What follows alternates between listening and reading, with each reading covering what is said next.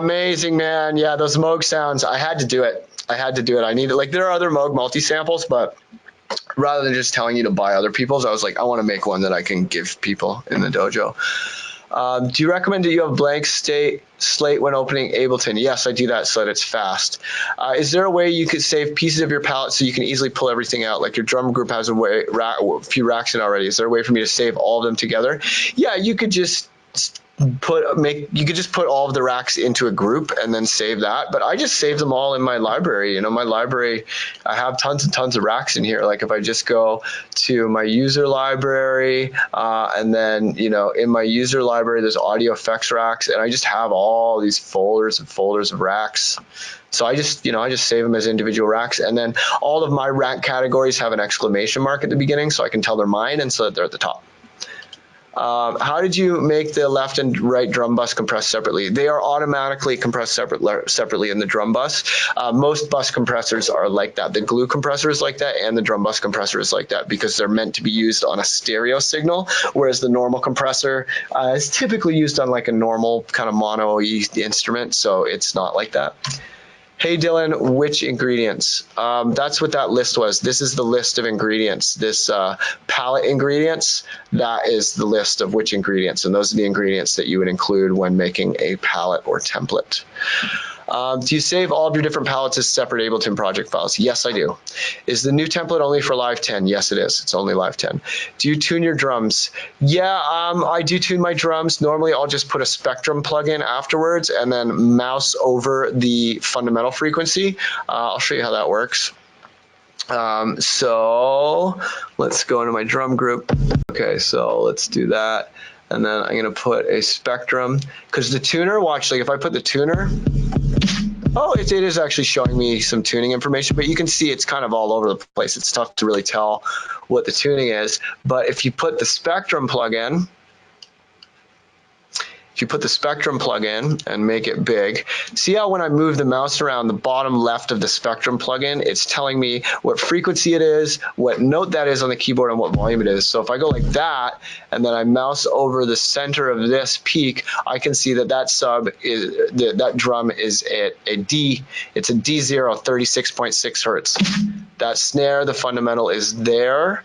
So that is a G at 193 hertz. Right, and then you can just tune it accordingly from there.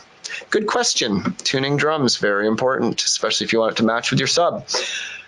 Which ingredients on the list are usually used in the breakdown, i.e. piano and Rhodes? Yeah, piano, chill chords, just anything that has a chill energy. Anything that has a chill energy you'd use in the breakdown. I find when I mix the drum bus at -6, eventually my master fader is in the red. When I mix at -12, I don't have that same problem. Thoughts? Yeah, if that's true, then you'd mix your, yeah, as long as you have a 6 dB difference between your kick and the next loud, your kick and the sub, or the kick and the next loudest sound, which is sometimes the vocal in a pop record. But as long as the main kick and snare are 6 dB louder than absolutely everything else, your mixing and mastering will be fine.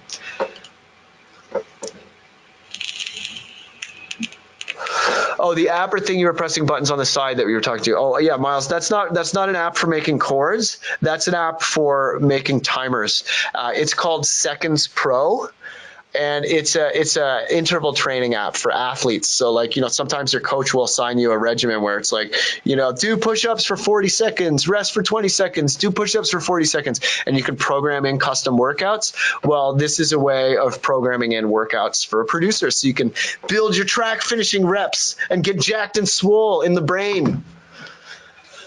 What genre were you thinking to produce when you first started, and how did that change through time? Is there a quick answer? No, it's not a quick answer. How did you choose your genre, audience, or just taste? I started out with minimal techno because that is arguably the best genre to learn the mechanics of actually DJing. And back when I started, I was using vinyl turntables and learning to beat match and all that stuff. It's like you need kind of nice, steady, minimal music.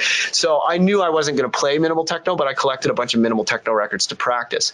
The music that I was the most into was like rap music, especially Wu-Tang Clan and Rakim and, you know, stuff like that.